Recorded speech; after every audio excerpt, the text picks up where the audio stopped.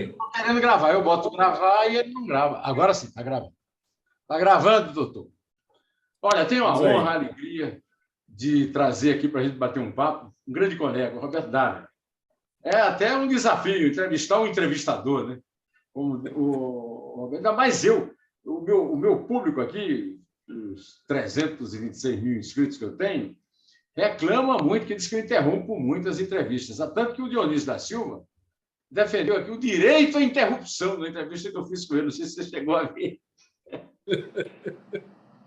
Ô, Neumann, você é um grande entrevistador. Aliás, você é um grande jornalista. Você tem uma coragem moral que poucos têm. Às vezes até te acho muito radical, mas de qualquer maneira você manda bala. Você é o meu exemplo de gentleman, mas eu não consigo ser um gentleman como você, cara. Por falar em gentleman, como é que você conheceu o professor, o grande sociólogo e então candidato a prefeito de São Paulo, Fernando Henrique Cardoso? E como você entrou na campanha dele para prefeito de São Paulo? Conta um pouco aí para nós. Bom, a história é antiga. O Fernando Henrique foi meu professor lá na França.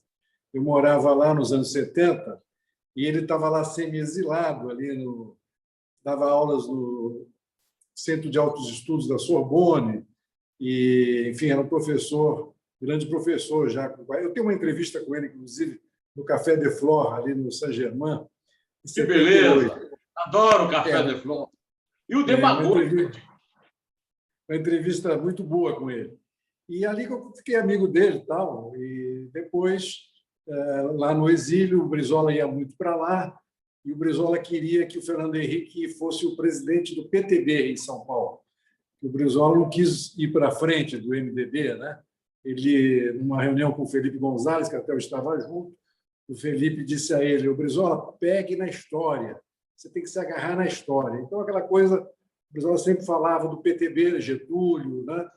Tanto que o Golbery, você conhece bem a história, o Golbery tirou dele e deu para a Ivete o PTB, senão certamente a história teria sido outra, né? Bom, e deu para a Ivete. E deu o PTB. Exatamente. Então, eu estou me alongando aqui na história. Bom, quando chegou, depois voltamos para o Brasil, essa coisa toda, continuei amigo do Fernando Henrique. Quando veio a campanha de prefeito de São Paulo, o nosso candidato do PDT era o Ayrton Soares, que você deve conhecer bem. Foi meu contemporâneo lá na São Francisco. Conheço muito. Exato. Advogado de preso político. Exatamente, o Ayrton. Hoje comentarista da TV Cultura. Faz tempo que eu não vejo o Ayrton, grande figura. Mas o Ayrton tinha 1%, 2% dos votos só, né? E era Jânio ou Fernando Henrique. E aí eu falei com o Brizola: governador, eu vou lá ajudar o Fernando Henrique. O Ayrton é meu amigo e tal, mas só vai me liberar, porque não tem jeito, então precisamos ganhar lá em São Paulo. O Fernando Henrique, tá bom, vai para São Paulo. E aí eu fui ajudar o Fernando Henrique lá em São Paulo. E foi muito engraçado, porque um dia antes da eleição, você lembra que ele sentou na cadeira, no negócio da Veja e tal, né? Já estava a vitória... Não foi você que deu aquele desinfetante lá para o jeito de desinfetar a cadeira, né? Não, eu já estava com a vitória quase consumada, né? E nós fomos lá no Banespa, eu me lembro, acho que o Bresser era o presidente do Banespa, e lá em cima do Banespa você enxerga São Paulo todo, né? Isso era um dia antes da eleição. Aí eu falei: Fernando, amanhã isso tudo será seu, né? Ele falou: eu prefiro Paris. E aí perdeu. Perdeu. Aí você lembra que perdeu porque não foi muito afirmativo dizer que não fumava maconha, e o gente passou a chamá-lo de maconheiro. E, além do mais, ateu, né? Porque tinha um negócio de uma entrevista para Playboy. Você lembra disso? Lembro, claro. Deu uma entrevista para Playboy, falou que fumou maconha uma vez e tal. E aí ficou aquela coisa, né? Fernando Henrique é um sujeito muito interessante, né? Muito engraçado. Eu tenho histórias muito boas com ele, inclusive com o Brizola. Como a gente era muito amigo, sempre fomos amigos, quando saiu o Plano Real, né? E ele falava na candidatura para presidente, o Brizola era candidato, o Brizola me chamou e disse: fala para Brasília, falar com o teu amigo, que ele não pode ser... O Fernando nessa época, ele era ministro da Economia, né? Ministro da Fazenda. E aí eu fui lá no Ministério e o Brizola me deu a seguinte recomendação: você vai lá e dar o seguinte recado para ele. Aí eu fui lá, eu digo, Fernando, estou aqui te falando exatamente o que o Brizola me pediu. Ele falou o seguinte, que ele vai ser candidato, Brizola, ele vai ganhar a eleição, você não pode ser, porque isso é um estelionato eleitoral, com esse negócio do real, entendeu? Ele vai ganhar e ele vai te fazer um convite. Ele quer que você seja ministro das Relações Exteriores. E o Brizola dizia assim, o Fernando Henrique tem o porte das relações exteriores. O Fernando tinha sido. Não, ainda não, né? Ainda não tinha sido. Não, ainda não. Era a campanha de... Enfim, a campanha que depois o Fernando Henrique ganhou a eleição. Né? Uhum. Então, o Brizola disse, se eu ganhar, você vai ser ministro das Relações Exteriores. Aí o Fernando Henrique respondeu assim, digo para o Brizola o seguinte, que eu, infelizmente, eu vou ser candidato, felizmente para ele, e vou ganhar. Agora, se eu perder, eu aceito. Escuta, e como é que foi o... tinha mais bom humor na política. Uma vez eu fui com o Zé Eduardo Andrade Vieira, que era meu patrão, né? Visitar o Roberto Marinho, lá na TV Globo. Aí você lembra lá daquele tremendo escritório do Roberto Marinho, com a Lagoa Rodrigo de Freitas no fundo e tal. Aí o Roberto Marinho disse assim para o Zé Eduardo, senador, é o seguinte, eu não posso apoiar um homem como esse Leonel Brizola. Ele veio me visitar e sentou de costas para essa paisagem. Como é que foi contigo? Você trabalhava na Globo nessa época? Não trabalhava na Globo. Eu comecei na Globo, é verdade, lá atrás. Mas depois, nos anos Brizola, acabei sendo deputado constituinte, fui secretário de Meio Ambiente e tal, e fazia o meio de campo com o doutor Roberto, que não era fácil, você pode imaginar, né? Aliás, eram as 3 pessoas que faziam. O João Araújo, que é o pai do Cazuza, né? Que era presidente da Ação Livre. Que era diretor da Ação Livre. Muito amigo do Brizola e amigo do doutor Roberto. E o Miro Teixeira, deputado Miro Teixeira e eu, que éramos as pessoas que faziam, assim, digamos, as conversas com o doutor Roberto para tentar amainar um pouco aquela briga, né? Mas era muito engraçado. Você sabe que o Brizola um dia me telefonou e disse assim, Roberto, esse velho é um monstro, ele é maravilhoso. Mas como? Por quê? Está namorando a dona Lili aos 85 anos. E depois ele veio casar com a dona Lili, né? Então o Brizola tinha uma certa admiração também por ele, né? Apesar da briga política muito grande. E o dia que o doutor Roberto morreu, ele me telefonou e disse assim, Roberto, vamos ao velório. Eu disse, governador, o senhor vai ao velório? O senhor brigou, agora a família, lá como é que vai ser? Ele disse, vou te ensinar uma coisa, a morte cessa tudo. É verdade. Que é uma bela frase, né?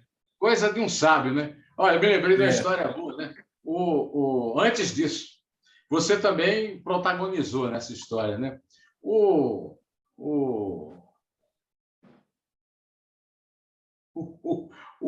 Nós, lá no Jornal do Brasil, nós fizemos um caderno sobre a eleição que o Brizola ganhou, né? E ficou mais ou menos definido, né? Foi procurado, nós fomos procurados, o editor-chefe era o Paulo Henrique Amorim, e fomos procurados por um coronel, estou lembrado agora o nome do coronel, mas é um caso famoso, que você lembra, o caso do Rio Centro, do Proconsult. Da Proconsult. E esse coronel tinha um esquema mágico para cobertura que o Paulo Henrique não topou. E aí,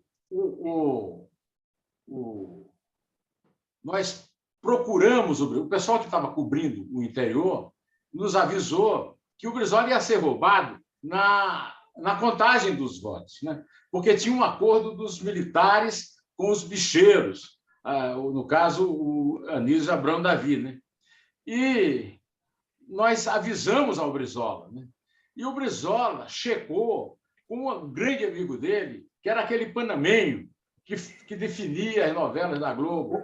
Homero e Casa Sanches. Homero e Casa Sanches. E aí o Homero disse, engenheiro, eles vão te roubar mesmo. E aí o doutor Roberto ouviu a ligação do Homero e demitiu o Homero, né? Porque o Homero era mais amigo do Brizola do que do patrão. Você sabia dessa história, não? O Homero era um grande pesquisador nessa área de pop, conhecia tudo dessa área, né? E realmente ali deu uma confusão muito grande e tal. Enfim, foi uma história nebulosa do SNI ali, né? Eles queriam. Mas o Brizola que anunciou, houve Foi. uma reviravolta e, no fim, o Brizola ganhou. Mas o Globo e a TV Globo davam todo dia. Eu estava no Rio, porque eu fui ser editor lá do. Todo dia o Moreira na frente. Depois eu vi ficar muito com o Moreira. Mas o Moreira. Pela contagem de votos do TSE lá do Rio, né? Aqui do Rio, estava na frente, mas a contagem que fazia o Jornal do Brasil, e a Bandeirantes tal, e outras, o Brizola já, enfim, ganhou a eleição.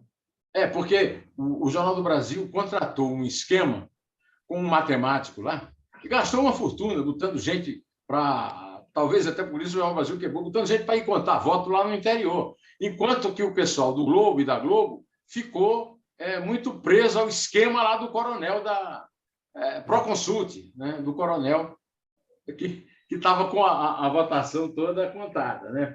Escuta, mas como é que foi a história do Brizola com o Felipe Gonzalez? Porque eu conheci o Felipe Gonzalez num jantar na casa do Celso Laffer, quando ele foi ser substituído pela Nelly da Pinhon na cadeira de literatura hispano-americana na USP. E eu tentei convencê-lo de que o Lula realmente ia ser condenado porque tinha roubado, e ele não se convenceu de jeito nenhum. Então, como é que foi o teu contato? Primeiro, você conheceu o Felipe através do Brizola ou o Brizola conheceu o Felipe através de você? Não, eu conheci o Felipe através do governador Brizola. Mas depois, isso foi uma época muito pré-histórica lá ainda do pessoal do exílio, aquele momento que nós fomos à Espanha encontrá-lo. Né? Ele não era ainda primeiro-ministro, ele era um advogado sindicalista. Né?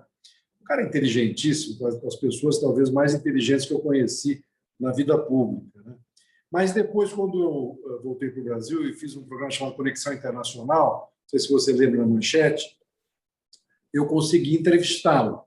E foi uma entrevista muito importante, porque foi exatamente quando o Tancredo ganhou as eleições. E eu fazia as perguntas para ele sobre militares e sobre democracia, e ele entendia que eu queria que ele respondesse sobre o Brasil. Ele estava respondendo, você entendeu? De outra maneira. Ele ia perguntar sobre a Espanha, mas a resposta que ele dava era sobre o Brasil. Tanto que o Olavo Setúbal, que foi escolhido chanceler, me telefonou, me pediu entrevista, o próprio Tancredo, o Mauro Salles me pediu também, e foi uma entrevista que deu muita repercussão. E depois eu entrevistei umas 3 ou 4 vezes. Por isso que eu mais gosto de conversar. É um homem realmente inteligentíssimo. Né? E fez um grande trabalho na Espanha. Você tem mantido contato com ele, Roberto? Atualmente não tenho mantido, não. Não, faz muito tempo que eu não falo com ele.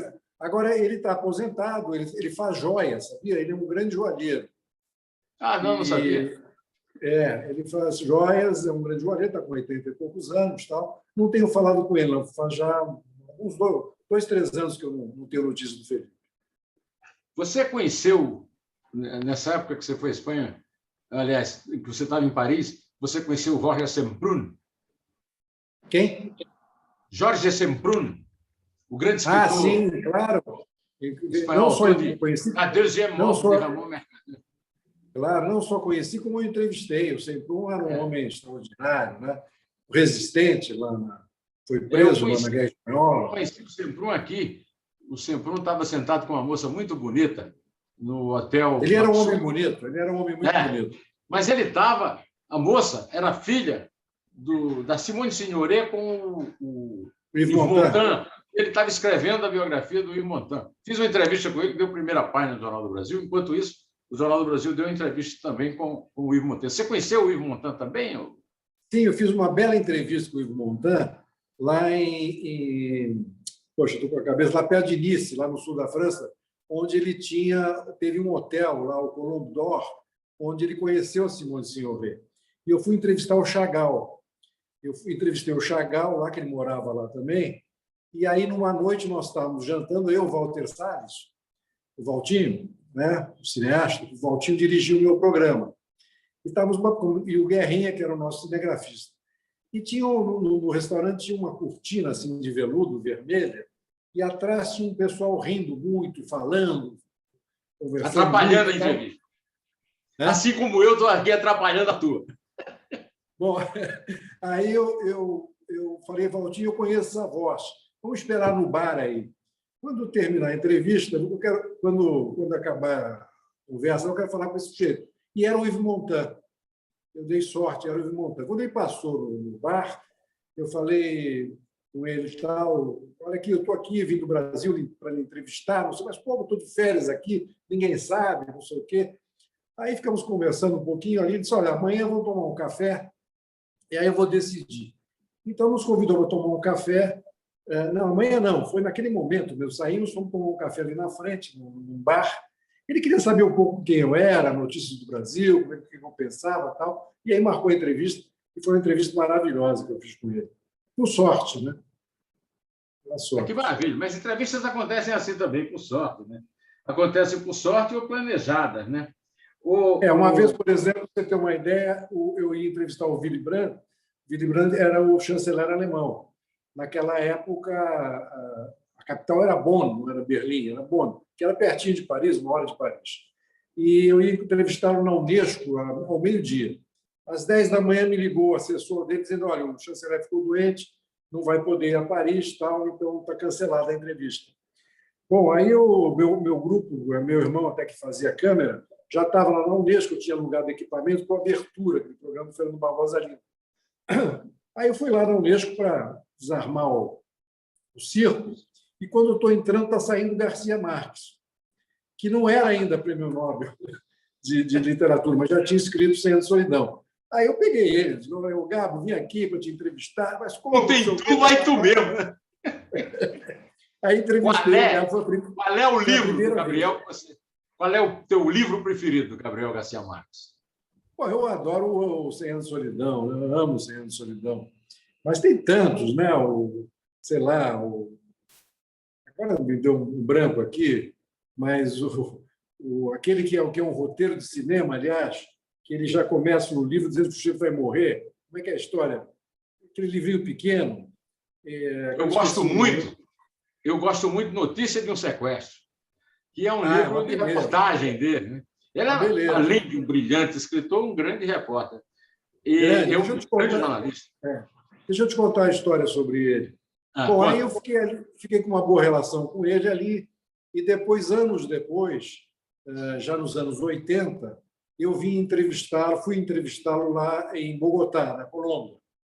E ele me recebeu muito bem lá na casa dele, com o Valtinho, até o Pedro Moreira Salles foi junto, porque o Pedro, irmão do Valtinho, nessa época não era o dono o dono da bola, né? Porque o Pedro era mocinho.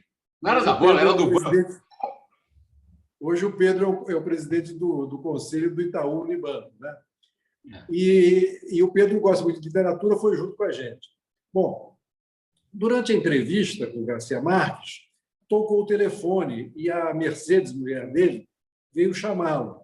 E eu vi que era uma coisa importante, porque ela interrompeu a entrevista. Quando eu vi que ele estava falando, era o presidente da Colômbia, Belisário Betancourt, na época, que depois teve até aquele assalto lá no Palácio, morreu muita gente, né? Do M19. Né? Bom, você falou do sequestro, por isso que eu me lembrei disso. E aí, quando terminou a entrevista, ele estava falando com o presidente, e eu fiz um sinal para ele que eu queria entrevistar o presidente. E ele, como jornalista antigo, né, malandro, disse, olha aqui, está um amigo meu aqui do Brasil, Roberto Dávila, tal, quer entrevistar o presidente. E... Neumann, entrou uma ligação aqui, já saiu. Então vamos em frente. Segue, vai embora. Vamos lá. Aí, quando terminou a entrevista, assim, o presidente topou. E o Garcia Marques disse, tem que ser amanhã, porque o Roberto vai embora amanhã. Então, hoje às 5 da tarde. Eu me lembro que era os 500 anos da América Latina, a conversa era sobre isso, sobre as festividades, lembra dos 500 anos da América Latina.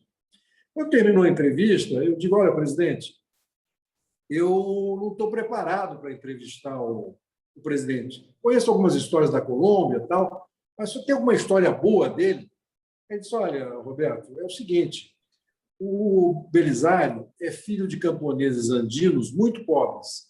Eram 17 filhos e ele é o 16º. Todos se chamavam Belisário e morreram de fome. E ele foi eleito presidente da Colômbia, que é uma história extraordinária, né? Maravilhoso. Você imagina. Eu cheguei lá no palácio e, imediatamente, disse, presidente, queria começar a entrevista por essa história que o Garcia Marques me falou sobre a sua vida. Quando eu dei 2 passos para falar, ele falou assim, mentira, nós éramos 3. Olha, a tua luz sumiu assim. De repente, você ficou no escuro. Quando você voltou... escuro aqui. Deixa eu tentar acender a luz aqui. Muito escura. Espera um pouquinho. Espera que eu vou acender a luz.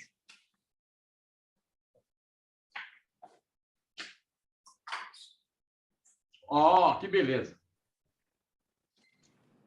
Melhorou? Melhorou demais, demais. Escuta, vem cá. Escureceu. Uma fofoca aí. Era só para terminar, eu pedi uma boa história para o Garcia Marques e ele me contou. Roberto, agora me conta uma fofoca aí. E aquela briga dele com o Mário Vargalhosa, porque ele andou paquerando a tia Patrícia? É verdade? Foi. Ele tia Patrícia a prima Patrícia? Eles eram muito amigos, né? Sempre os casais juntos. Ele deu uma paquerada na mulher do Vargalhosa. E o Vargalhosa deu um soco nele, é verdade. Brigaram feio. Aliás, eu li um livro muito bom dele sobre o Garcia Marques, a história de um deicídio, né? Eu não conheço.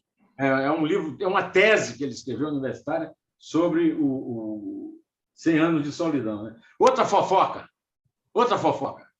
E Brizola e Lula, hein? Como é que era administrar? Como é que era administrar aquele amor de bandido em Roberto? Você sabe que, Neumann, estou me lembrando aqui, eu fiz a primeira conversa dos dois. Eu era correspondente lá em Paris, nessa época, da Bandeirantes. E toda semana eu ia lá no Élysée, lá no Palácio do Élysée, quem era acreditado, que era correspondente, tinha uma carteira que podia entrar no Élysée. E lá tinha uma sala de imprensa onde você podia telefonar para o Brasil de graça. Você sabe que naquela época o telefone era complicado para burro, né? Estou falando de coisa pré-histórica, né? E toda semana eu ligava para as pessoas tal, e um dos meus grandes amigos era o doutor João Saad, dono da Bandeirantes. E o seu João gostava muito de política internacional. Papapá. Aí eu liguei para ele um dia. Bom, essa é uma história do Prestes, mas que eu entrevistei o Prestes lá em Paris. Mas aí falei para ele também. Na verdade, essa ideia não foi nem minha, foi de um rapaz chamado Thales, agora me esqueci o sobrenome dele, que era um grande produtor de rádio aí de São Paulo, da Bandeirantes, e o Thales era muito amigo do Mário Covas. O Mário estava caçado. Aí ele disse, Roberto, por que você não vem para o Brasil e entrevista o Lula aqui, com o Mário Covas, e a gente... Aí eu pensei, bom, então vamos botar o Brizola na linha também, o Brizola estava em Portugal. Bom, aí eu falei com o seu João, ele topou. Eu fui para São Paulo, né? Saí de Paris, fui para São Paulo, e fiz um programa, Neumann, que foi um programa histórico. São 2 horas a conversa. Eu trouxe o Lula, que era sindicalista, isso foi em 79, não tinha PT ainda, o Mário Covas no estúdio, o Montoro, que era senador, lá em Brasília, e o Brizola estava em Portugal. Eu pedi para o Flávio Tavares, que até você entrevistou outro dia, o Flávio estava no exílio, e pedi para o Flávio ficar junto com o Brizola lá. Então, fizemos essa conversa internacional durante 2 horas, pela Rádio Bandeirantes. E foi a primeira vez que os dois falaram. E já naquela conversa, teve... Já teve tapas e beijos? Teve tapas e beijos já na conversa? Teve um lesco-lesco, porque o Lula era contra o Getúlio, não gostava do Getúlio. Agora ele é getulista. Agora ele se convenceu que o Getúlio foi importante para o Brasil. Mas naquela época, não. Não. E aí eu me lembro que ele falou alguma coisa contra o Getúlio, e o Brizola falou, olha, Lula, você é muito jovem, quando eu voltar ao Brasil, vou te botar no meu colo e vou te dizer que o sindicalismo não nasceu no ABC. Aí ele disse, como é que foi? Ele disse, o Lula fez digamos, uma descortesia lembrando o problema de Dona Neuza e da Neuzinha com a bebida, né? Porque o Brizola falou assim: olha, o companheiro Lula, ele se apoia muito no álcool, e o álcool não é um bom companheiro, e aí o Lula já entrou com Dona Neuza e a Neuzinha, né? Mas também tiveram bons momentos. Depois ele foi até vice do Lula, para dar uma força aí naquele momento, lembra? Acho que não me lembro que campanha que ele foi vice do Lula. Mas sempre tinha ali, realmente, o espaço era o mesmo, né? Enfim, o espaço político, né? Então, claro, né, tinha essa cisma um com o outro muitas vezes, mas também tiveram bons momentos. Foi uma pena que não se uniram todos aí, até o Fernando Henrique também, né? É uma pena até hoje, né? Não conseguem se unir nem hoje, né? Nem na cadeia esses caras se unem. Né? Você vê que não tem terceira via no Brasil, Roberto? Coisa absurda. Roberto, fala-se muito, vários patrões e tal, e eu conheci muito bem o João Saad, e o João Saad deve ter histórias maravilhosas. Você tem alguma história boa com o João Saad, do tempo que você trabalhou na Bandeirantes? Seu João é uma figura. Uma grande figura. O seu João realmente era daqueles caras antigos que não se faz mais. Né? Ele ia muito para Paris, então, claro, eu morava lá, então recebia muito ele lá, saíamos muito e tal. E ele gostava realmente muito de política. E eu fiz uma entrevista com o Prestes, que ele me autorizou naquela época. Não era brincadeira, não, entendeu? E até o diretor da Bandeirantes de jornalismo era um sujeito chamado Evaldo Dantas, não sei se você lembra. Muito. Evaldo Dantas. Pois nem sei se está vivo ainda. Não e ele mandou o Evaldo lá para entrevistar junto comigo o Brizola e o Lula. Nós fizemos as duas entrevistas lá no exílio ainda. Brizola e Lula, não. Brizola e o Prestes. E até o Evaldo não se portou muito bem comigo, não, que ele queria me tirar fora. Eu era muito mocinho, muito garoto, ele queria me tirar fora e fazer sozinho. Mas eu segurei lá, enfim, fiz a entrevista. Mas ele teve uma ideia interessante. Ele falou: vamos levar o Prestes a ver a Catedral de Chartres, aquela catedral linda lá em Chartres, né? Para ver o que o Prestes sente. O Evaldo era muito católico, não sei o quê. Só que nós levamos, fomos lá em Chartres, almoçamos. O Prestes viu a capital, a catedral, visitou, mas não achou nada, graça nenhuma. Né? O Prestes não tinha nada de religiosidade. Não tinha o menor humor. O Prestes não tinha o menor humor. Humor de capitão Mateus. Pois exatamente. Mas o seu João era muito aberto, né? Muito aberto para as coisas, e tanto que essa entrevista com o Brizola e com o Prestes demorou 6 meses para ecoar na TV Bandeirantes, que ele teve que negociar com o Petróleo Portela, com aquele grupo lá que você conheceu bem, entendeu? Naquele momento ainda de abertura, começo de abertura política. Né? E você chegou a ter alguma relação assim mais pessoal com o Luiz Carlos Prestes, ou foi só coisa de entrevistador e entrevistado? Não, depois não tive, não tenho histórias. O Prestes era um jeito muito frio, assim, né? Eu me lembro que até que lá em Paris ele já estava com 80 anos, quando eu entrevistei. Naquela época, hoje 80 anos é moço, né? Mas naquela época, o sujeito de 80 anos era velho, né? 40 anos atrás. Já era o velho. Ele já era o velho fazia tempo. Hoje não. Hoje o sujeito com 80 é jovem. E eu me lembro que eu peguei no braço dele para sair do carro, ele puxou o braço, assim, não, nada de velho. Né? Aliás, me lembrou o Tancredo. Quando Tancredo, como é que foi a tua relação com o Tancredo? Com o Tancredo era boa, porque o Tancredo era governador de Minas, né? E eu ia sempre entrevistá-lo. E tinha lá um garoto que era o secretário particular dele, que era o Aécio, né? Enfim, que era o secretário particular do Tancredo. E eu entrevistei o Tancredo na fazenda de Cláudio, lá, da dona Risoleta, uns dias depois que ele foi eleito presidente. Né? Não tomou posse, porque morreu, a gente conhece bem a história, mas fiz uma entrevista muito boa com ele lá, muito interessante, muito bonita a entrevista. O Tancredo era um grande personagem. Né? E uma noite eu me lembro que nós fomos jantar depois do Canal Livre. E o Canal Livre, que existe hoje na Bandeirantes, foi feito pelo Fernando Barbosa Lima. E eu era o apresentador. Isso lá atrás, anos 80, mesmo dos anos 80. E depois que nós terminamos o programa, eu disse: doutor Tancredo, vamos jantar. Aí o Fernando disse: vamos comer um churrasco. E o Mauro Salles disse assim para o Tancredo: não, vou comer uma sopinha. Ele disse: sopinha não? Que sopinha? Vou comer um churrasco. Na frente do jornalista, o Tancredo comia muito, era impressionante como ele. Eu jantava. Morreu. Eu jantava muito com o Tancredo. O Tancredo, o Roberto Guzmão, na época era o coordenador político do Montoro, ou seja, da candidatura do Tancredo, e o Mauro Guimarães, que era muito amigo dos dois, no restaurante do hotel, daqueles usineiros de Pernambuco, lá na Praça Patriarca.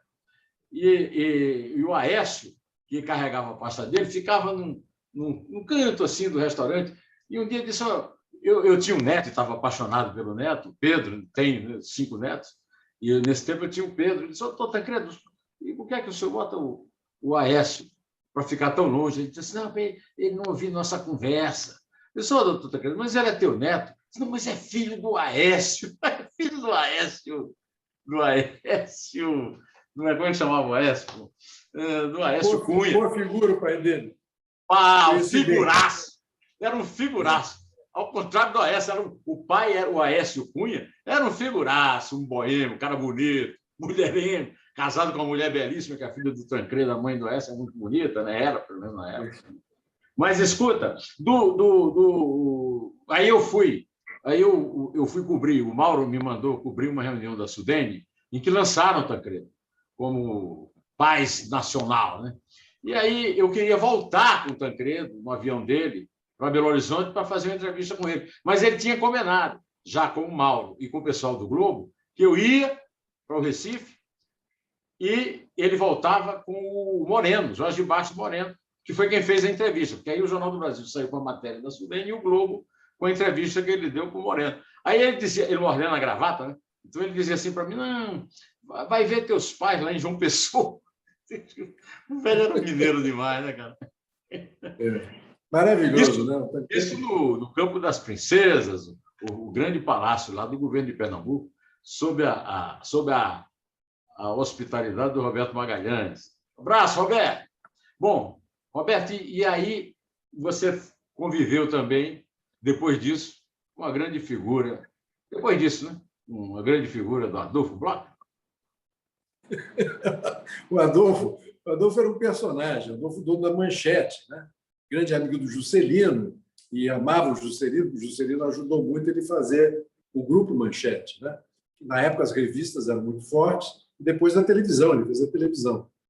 E nós éramos 3 sócios, né? O Fernando Barbosa Lima, eu e o Walter Salles, Valtinho, filho do Walter Moreira Salles. Então, o Fernando, filho do Barbosa Lima, sobrinho, já um título conhecido, tal, Fernando, e eu era um garoto ali, o Roberto Dávila não me dava muita bola, o senhor Adolfo, né? Até o dia que entrevistei o Fidel. Quando eu entrevistei o Fidel, quando eu voltei e entrei na sala dele, ele estava vendo as fotos do Fidel ali, disse: agora eu te respeito. Eu digo: por quê, senhor Adolfo? Porque eu entrevistei o Fidel? Não, porque você está de perna cruzada. Quer dizer, eu estava de perna cruzada falando com o Fidel, estava à vontade, né? O Adolfo tinha grandes tiradas, né?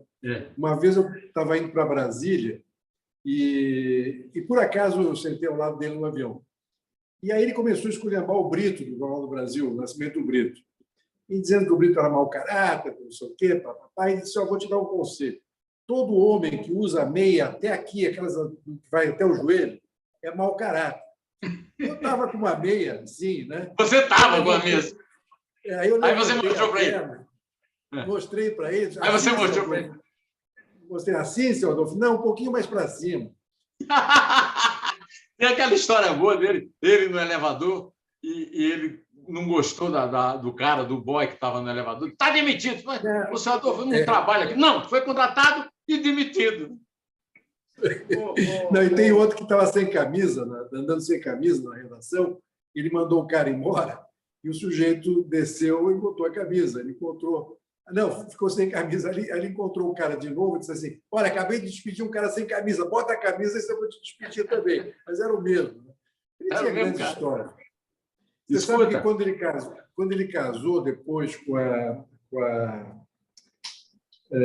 agora esqueci o nome dela, uma grande figura também, bem mais jovem que ele já estava com 80 e tantos anos, e ele foi fazer a lua de mel na Europa, né? Quando ele voltou, ele deu um grande almoço ali naquele restaurante fantástico. Tremendo restaurante. Lá em cima. Melhor restaurante do Rio, o restaurante da Manchete. Exatamente. E aí o Arthur Moreira Lima tocava o piano, tinha 500 pessoas, tal. E, num determinado momento, ele foi fazer um discurso de agradecimento e aí se emocionou, começou a chorar, dizendo que era o grande amor da vida dele. De repente, bota a mão no bolso, tira uma calcinha vermelha e começa a enxugar as lágrimas. Ele era um artista. Ele fazia... E você sabe que eu me lembrei agora de uma história boa com ele e com o Lula. Nós estávamos na campanha de 89, o Lula foi almoçar lá na Manchete. E estava aquele sobrinho dele lá que morreu, agora esqueci o nome dele. Jaquito? Não, Jaquito não era. Jaquito. Oscar Bloch. Eu acho que o Oscar. Estava o Oscar, o Valtinho, eu, o Fernando e o Lula. Esse almoço. E o Lula devia estar com o Gilberto Carvalho, alguém assim. E aí o Lula falando sobre o Brasil e os problemas do Brasil, aquela coisa e tal, e o senhor Adolfo olhando assim, tal, assim, meio distante. Ali um pouco ele parou a conversa e disse: Lula, eu quero te dizer uma coisa. O meu problema é maior que o teu. Aí eu disse: o que houve, senhor Adolfo? O meu sogro é mais moço que eu. Ele tinha umas coisas. O Lula não entendeu nada. Eu estou com um problema parecido. A minha sogra é mais nova do que eu. Aí teve uma boa também. Teve uma boa também que ele, um cara foi demitido da Manchete porque roubou umas aparas, né? E aí o cara, aí a mulher do cara, o filho passando fome, foi lá pedir a piedade dele. E ele disse: manda ele para mim. Mandou o cara. Ele pegou o cara e disse: você só vai ter que fazer o seguinte, você vai ter que almoçar comigo todo dia. Aí ele ia todo dia para o restaurante, segurando o braço do cara, sentava o cara, aí dizia para o Jaquito, o Oscar, o Zé Vigvelto, Murilinho, todos almoçavam com ele, né? Assim, esse aqui é um menino que roubou umas aparas. Eu trago ele para almoçar para vocês saberem que eu sei que vocês me roubam, seus ladrões, safados. Roberto, conta aí para mim. E o Fidel é muito sedutor? Era, né? Muito sedutor. Você sabe que eu entrevistei ele, essa conversa depois com o Garcia Marques, que ele mentiu para mim, ele contou aquela história lá do presidente, que eu fiquei sem graça. Anos depois eu fui a Cuba, um grupo grande, estava o Chico Buarque, estava o Frei Beto, estava o Afonso Romano Santana, o Bresser, o Caio, que era daquela civilização brasileira, não era? Caio Graco. Caio Graco, exatamente. Um grupo grande brasileiro.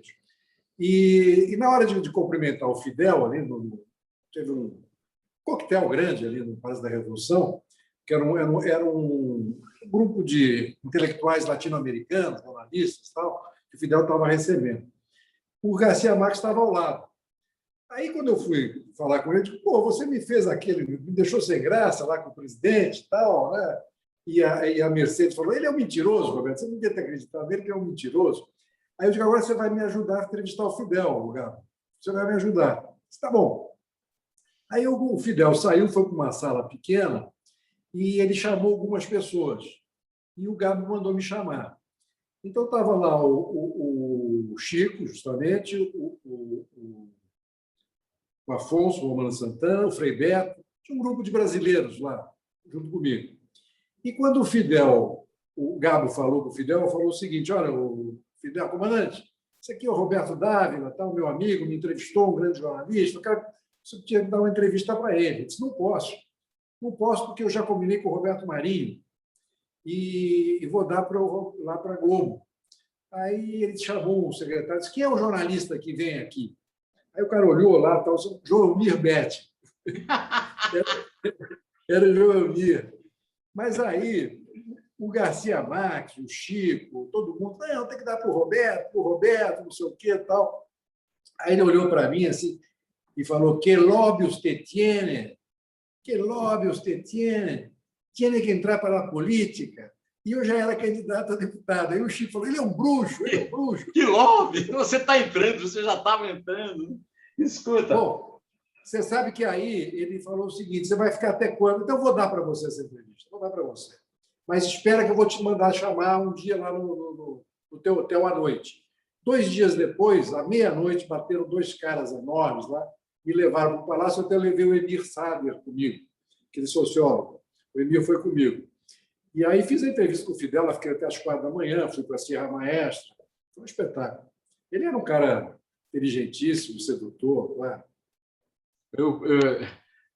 Agora, melhor com o Fidel, você está me perguntando aqui, foi uma outra vez que eu fui para Cuba com o Sodré. Tem essa história tudo com o Sodré, pô. Como é que foi? Sodré, da UDN, banqueiro, Fidel.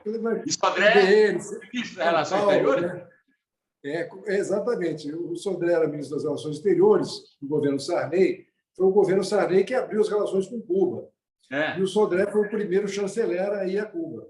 E me convidou, eu era deputado constituinte, tinha entrevistado o Fidel, e fomos eu, ele, o Ricardo Noblar, acho que o Boris Casoy também foi, tinha um grupo de jornalistas, o Aécio, que era deputado também, e fomos com o Sodré. E era um avião desses da Embraer, aquele antigo da Embraer, que eu não me lembro mais o nome. Era um aviãozinho. Como? Bandeirantes? Não, era um outro nome, não era o Bandeirantes, era um outro. Brasília, uma coisa assim. E tinha um avião que tinha que ir pulando. Paramos em Manaus, depois dormimos na Venezuela, para chegar em Cuba. Né? Entramos no avião, o avião tinha aquelas cadeirinhas pequenas que não iam para trás. Mas o Sodré mandou botar para ele uma cadeira de primeira classe, da Varig, enorme. E só ele naquela cadeira. Né? Ele era um personagem. Né? Chegamos lá em Cuba, os caras brifaram o Sodré como um grande fazendeiro que ele era de café. Mas o Fidel achou que ele conhecia negócio de gado. Ele não conhecia nada de gado, conhecia café. E nós fomos visitar uma fazenda de café, de gado, porque o Fidel, lá no negócio de biotecnologia, muito adiantado, tanto que Cuba está fazendo vacina lá, né? Eles estão tentando, pelo menos, fazer vacina. E aquelas vacas lá davam 70 litros de leite, era um negócio impressionante. Só que o Sodré não entendia nada daquilo. E nós estávamos lá no campo, ali com as vacas, não sei o quê, tal, com o Fidel, e, de repente, o Sodré olhou assim, mas que vaca maravilhosa, olha que ubre que ela tem. Aí o Fidel falou, esse é um touro. É um touro. Olha, o Sodré não tinha fazenda de café, quem tinha era a dona Carmo, né? Que era a dona Carmo, a mulher dele. Né? Agora, o Sodré conhecia muitas vacas bípedes também, né? Não era só as quadrúpedes. Ele era uma grande figura, o Sodré. Era um figura, eu gostava muito. Eu gostava. Ele era muito amigo do Realinho, meu padrinho no jornalismo, Reali Júnior. Né? Meu querido Realinho, o Melinho, aquela gente boa. Escuta, como é que é essa história? Você é amigo do Mick Jagger ou do Caetano? Como é que é essa história? Não, isso foi o seguinte, é que a primeira Conexão Internacional foi com o Mick Jagger.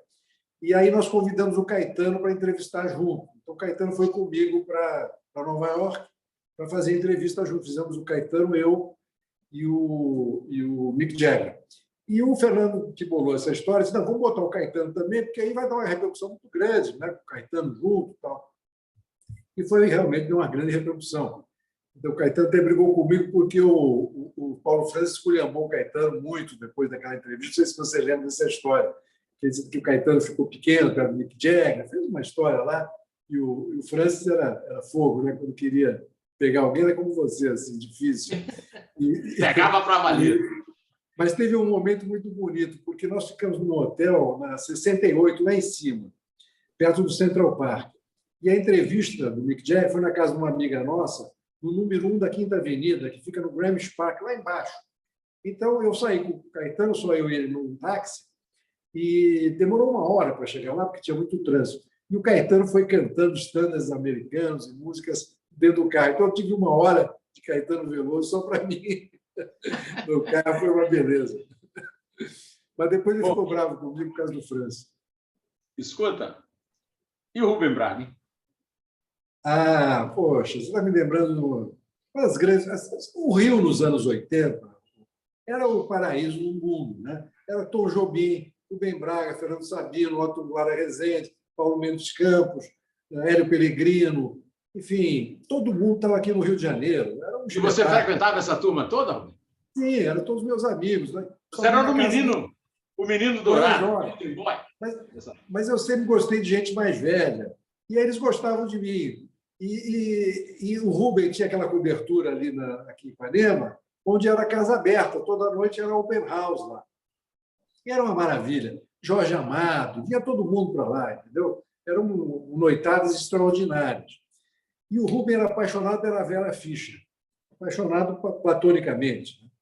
E uma noite eu fui a um jantar e a Vera estava no jantar e casualmente sentou ao meu lado. E estava lindíssima. A Vera tinha 30 anos na época. Quando eu saí do jantar, fui correndo lá para a casa do Rubem. Fui o primeiro a chegar na noitada. Ele estava sentado e o Rubem falava muito pouco, né? Quando tinha muita gente. Sozinho ele falava bastante. Aí eu falei, Rubem, jantei com a Vera. Ela estava de vestido vermelho, salto alto, cabelo preso, colo de fora. E fui falando. E ele me olhando, quando terminou, ele falou, muito obrigado. Só isso.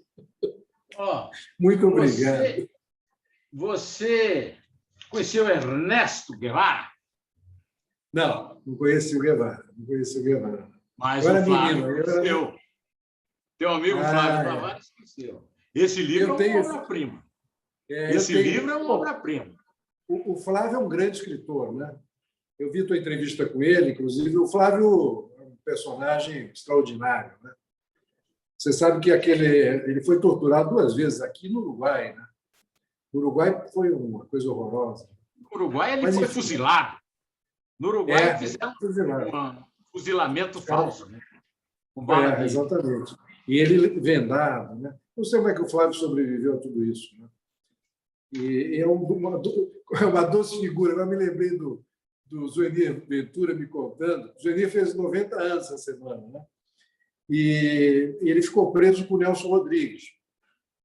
Desculpa. Ele ficou preso com o Hélio Pellegrino. E o Hélio Pellegrino era de esquerda e o Nelson Rodrigues de direita. E o Zuenir tinha horror ao Nelson Rodrigues. E o Nelson ia visitar o Hélio na prisão, o Zuenir ficava de costas ali e tal. Até que um dia acabaram fazendo as pazes, o Hélio... Depois ele conseguiu tirar o Hélio da prisão, o Nelson. E aí o Nelson só saiu se o Zuenir sair também. Aí ele disse, não, o Zuenirzinho pode sair, soltar uma bomba. Não.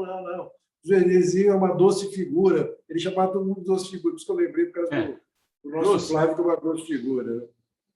Sabe como é que eu conheci o Nelson Rodrigues? E foi em 70 e pouquinhos. Eu estava na Globo, eu vim fazer um estágio na Globo, que eu morava em Paris.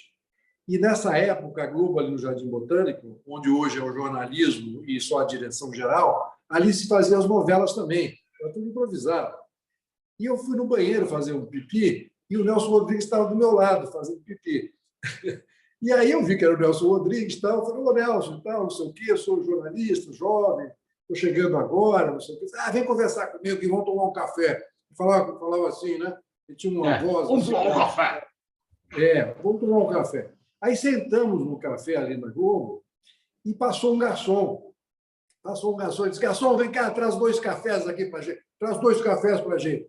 Eu disse, garçom porra nenhuma, eu sou da novela. Era um cara da novela que estava fantasiado de garçom. Estava gravando. Estava gravando.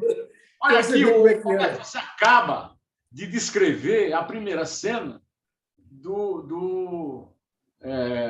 como é que é? Otto Lara Rezende, ou Bonitinha, mas Ordinária. A primeira cena é assim, os dois se encontram no banheiro e um fala para o outro assim, sabe o Otto? Que Otto? O Otto. Que Otto? O Otto Lara Rezende? Aquele que escreveu que o mineiro só é solidário no câncer. Tudo porque o Nelson tinha ido pegar uma grana emprestada na casa do Otto e o Otto nem abriu a porta para ele. Aí alguém depois falou na redação do Globo, vai lá no teatro, aquele teatro que tem ali na Rio Branco, que você vai ver o teu nome lá. Aí chega lá, estava Otto Lara Rezende ou... Bonitinha, mas ordinária. Era uma figuraça. Agora, me conta se você, nessa altura da vida... Quantos anos você tem, Roberto? Sou mais velho que você, tenho 72. Roberto, nessa altura da vida, você já está seguindo os passos, aquelas descrições do Domênico de Masi, aquela história de lazer, hein, ó, Culto à Preguiça, o Paul Lafargue, aquele genro do... O genro Não, do Engels.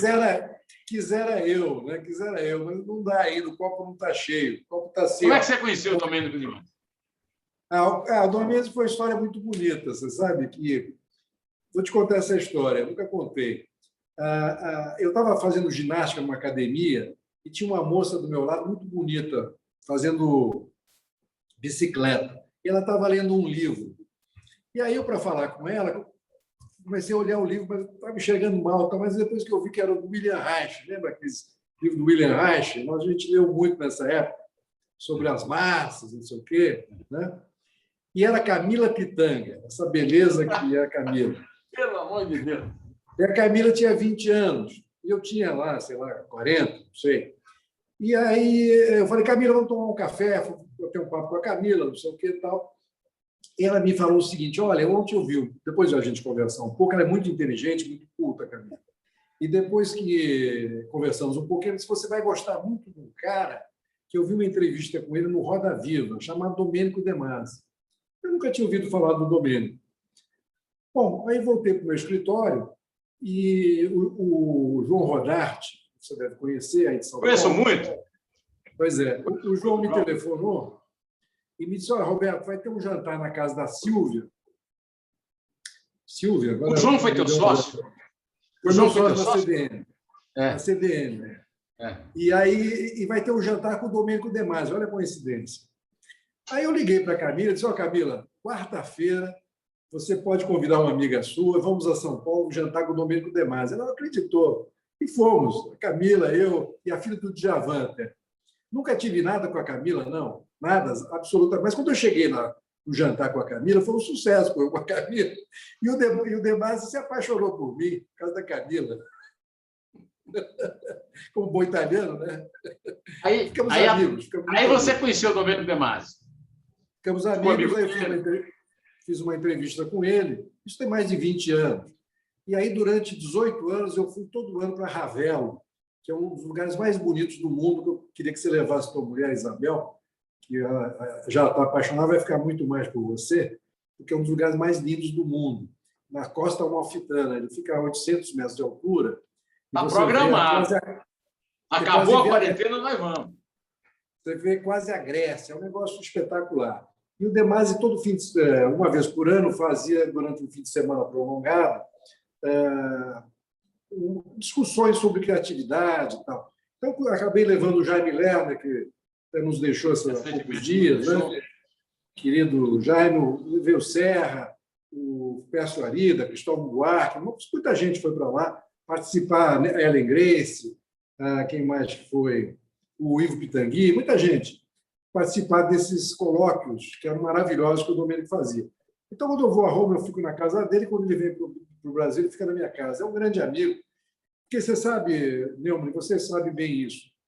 Tem muita gente que tem uma grande obra, mas não é uma grande pessoa. O sujeito é mesquinho. O de Masi não, tem uma grande obra, é uma grande pessoa, um grande personagem. Eu amo ele. Ó, a minha mulher estava brava comigo, porque disse que queria que o nosso filho, o Arthur, de 2 anos, completados ontem, me visse lendo um livro. Aí eu peguei esse livrinho aqui, 800 páginas. Vencedor do prêmio Strega.